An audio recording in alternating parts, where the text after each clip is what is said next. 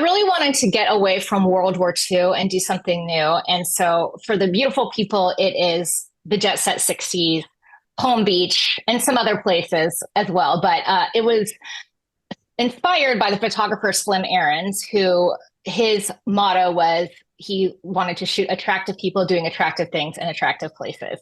He was actually a war photographer and he'd seen enough death and destruction. And he said, rich, beautiful people, I'm going to photograph them. And his work is iconic. He's inspired many, many artists to this day. He kind of was a launching pad. And then when I found out about his relationship and his friendship with Lily Pulitzer, I was like, okay, this is my way in. And I wanted a fish out of water. And so I brought in Margot as his assistant, and she's very enamored by this world. Lily was a fascinating character because she was from a very wealthy family. She was an heiress, like on both sides, like a double oil heiress. She was friends with Jackie Kennedy. They went to school together, and she married Pierre Pulitzer of the, publishing family. And they're in Palm Beach, and she has 3 kids really quickly. And she kind of was like, oh, okay, is this it? This is what I'm doing the rest of my life? She was very bright, very energetic. And people think of Lily Pulitzer as being very preppy and buttoned up, but she was quite bohemian. She didn't wear shoes. She didn't wear underwear. She carried like a monkey around. She was very bohemian. And she kind of had a mental breakdown. And her doctor said, she went to a hospital and he's like, you just need a hobby because you're so active, your mind is so active. And so her husband owned all these orange groves. And so she decided that she was going to start selling gift baskets with his fruit. And then so she's selling them to all her friends in Palm Beach. And then she's like, well, you get a lot of bruised fruit. So she starts making juice out of the bruised fruit.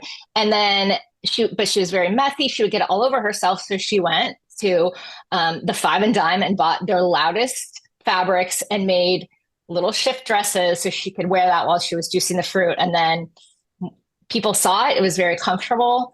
Her buddy Jackie Kennedy wore one. And then it took off. And she was just like a fascinating character because she could have just sat around. She didn't need money. And she developed this whole thing. And her husband was a bit of a loss. Like he was from a wealthy family and he was doing his own thing, but he had these orange groves. But, she soon overshadowed him. And it was just, and then that whole, okay, now you have the jet. So every place is so much more accessible suddenly. It's not a big ocean liner to get to Acapulco or whatever. You can just take a flight. So it was just so much fun to live with these people and, jet around and try to imagine, what life was like. And I would read all the articles that would accompany, Slim would go to these places and then he would go with the writer and they'd write an article about and I just loved reading those articles in the magazines just to get a feel for what it was like. Sometimes the side characters are the most fun. I loved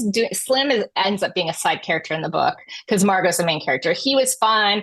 And then her friend, she has this friend, Dolly, who is, again, a real person. She was like a San Francisco heiress who owned all these hotels.